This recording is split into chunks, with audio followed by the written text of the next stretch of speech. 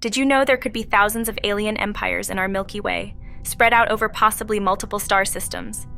Communicating, doing alien business, maybe at war, or just blanking each other. And if that's the case, why is no aliens visiting us?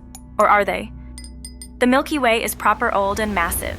If you was to warp speed at 10% the speed of light, you as a civilization could cover the whole galaxy within 1,000,000 years. But we are told by the powers that be that we haven't seen anybody yet, so it does seem we are alone in the galaxy according to scientists. There's a lot of assumptions flying around here. Usually when scientists speculate where all the alien civilizations are, they are making a monumental assumption.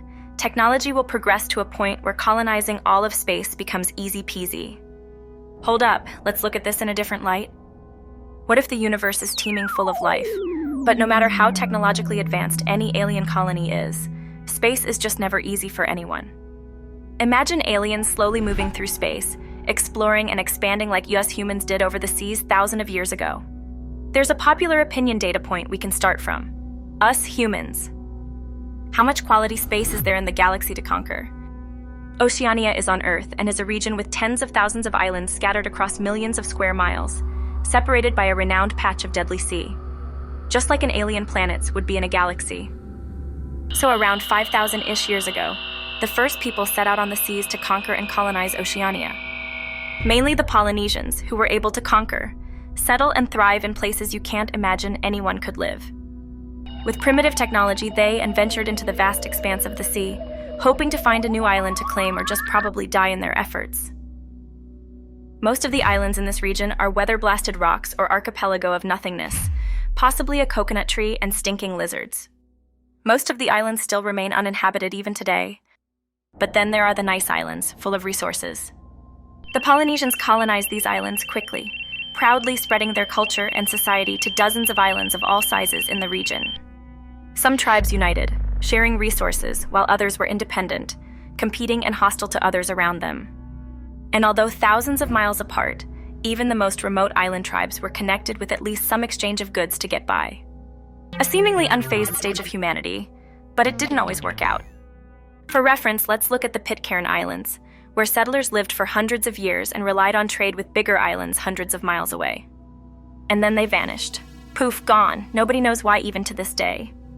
Scientists believe that the islanders probably depleted the natural resources until they got to a point and thought, "I'm starving, let's get out of here." What probably happened is that bigger islands severed important connections with smaller islands, making it impossible to survive. So knowing that, imagine space, a stupidly hostile place that's hard to conquer, but not impossible. Would alien civilization spread in the same way? But space and everything in it is kind of a pretty bad place to choose to live, and doesn't want you there either. The Milky Way has around 200 billion star systems, and from what we can tell, almost all of them have planets. Looking at the Milky Way, there are roughly billions of rocky, Earth-like planets in the habitable zone around a star, where we know water can be liquid. Earth too? Hold up. Most of them are not ideal. Lakes of molten lava, dead frozen planets, and all encapsulated by toxic atmospheres. Delightful. Did you know Venus and Mars are Earth-like too? Mars is the first planet humans plan to colonize, leading the charge by Elon Musk. But Mars dust is poisonous and has extremely deadly radiation. And if you can get past that small hiccup, the low gravity on Mars will make you constantly sick. Grim. Mars is a bad place to try and live. Except Venus is even worse, crushing you to death under extreme pressure, burning you to dust, and if that didn't finish you off, the atmosphere's acid will dissolve you. If we as humans were really that motivated with the resources and energy, Mars and Venus could be terraformed within maybe 1,000 or 2,000 years easy.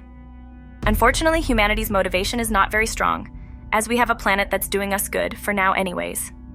Okay, so now let's think about this conundrum in terms of space expansion. If the Milky Way is like a vast ocean full of islands, most are planets like Mars and Venus. Hostile rocky ice lava worlds where nothing grows and the elements want to kill you. Imagine boarding a spaceship to cryo-sleep for 200 years, only to arrive at a new exciting star where you are going to set up home and then you get a Mars. Boo. Or even worse, a Venus. Boo-boo. Terraforming any planet is such an intense investment in terms of resources to make it worth spending the time to travel around the stars, stopping at countless bad planets in the hope of finding a good one. Maybe the simple reason we don't see our galaxy full of alien civilizations is that the economics just don't add up for almost all of the star systems out there, including us. Other civilizations in the galaxy with unlimited resources could have automated this process, sending high-tech drones out looking for new fresh planets to colonize. But if it were that easy, surely someone would have done it by now, wouldn't they? Stupid amounts of assumptions are needed when thinking about alien civilizations. We are assuming that space is difficult to conquer, even for aliens that have developed their technology thousands of years ahead of ours. Here's where things get interesting. So a popular theory is, imagine alien civilizations over the years have sent out their planet-finding drones and know the best planets to colonize and now have pockets of colonies strung together in mini empires, like the Polynesians did on islands. Imagine thousands of galactic empires flying their own flag. Earth may be a Pitcairn island in space, so isolated that nobody knows we are even here. They might know we are here, but don't care enough to even bother with such small-minded idiots. Elsewhere in the galaxy, habitable planets clustered together may be more common, making it easy to connect empires into a superpower we can't even scale on Earth. Planets connected, communicating, sharing, and building. Would aliens even be able to breathe on Earth if breathing is what they do? Is alien terraforming basically setting the crust on fire and starting again?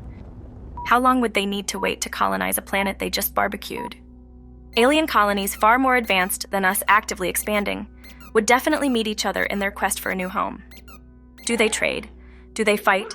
Is there galactic mini-wars happening as you watch this video somewhere in the galaxy? Just maybe they bond over a rare cup of blended abducted human.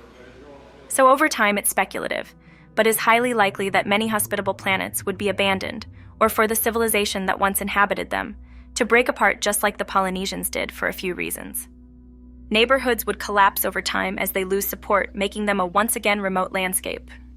Every civilization across the galaxy is likely to become unsustainable or self-destructive at some point in time.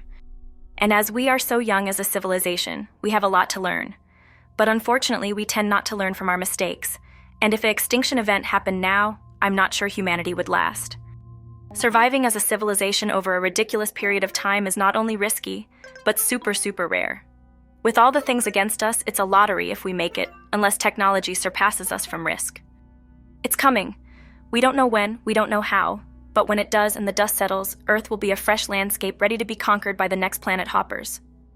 To put it bluntly, if we don't all get on and help each other regardless of if you are human or alien, we're all finished. If different civilizations don't exchange genetic pools and get freaky, a civilization will ultimately breed itself out. Then who knows what strange ways evolution will choose to take.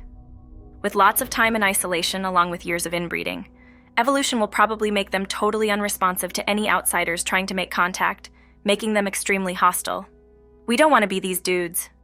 So the theory of multiple world-spanning connected empires may just not be possible, even for advanced aliens. Wouldn't we have made contact by now? Maybe we have. New planet-hopping civilizations looking for a fresh new worlds may establish short-term, spread, and for whatever reason just die out. It's like a hospitable planet's life cycle. What does this mean for us, you may be thinking? Well, you might think we are alone, because we are on a seemingly spinning ball in the middle of nowhere right now. But there could be thousands of planets full of diverse civilizations elsewhere in the galaxy. And as we expand into space, it's highly likely we will bump into them and expand our DNA past just Earth. Are you more or less scared at that thought? How would we even prepare to meet another civilization or know what to do? As always, we would go in guns first, I reckon. Humans might not meet any other civilizations for thousands of years yet. Our story is written, but we've not got to that page yet. It's a deep thought for you to take away and think about. Fingers crossed our story is still at the beginning, and maybe we can do what nobody else seemingly has. Survive. That's why astronomers are desperately looking for another Earth-like planet for us to hop onto when we finally break this one. Who knows, there may be many more relatively close. Thank you so much for being a part of our story, and please comment, like, share, subscribe, and click that little bell icon as it really makes a difference.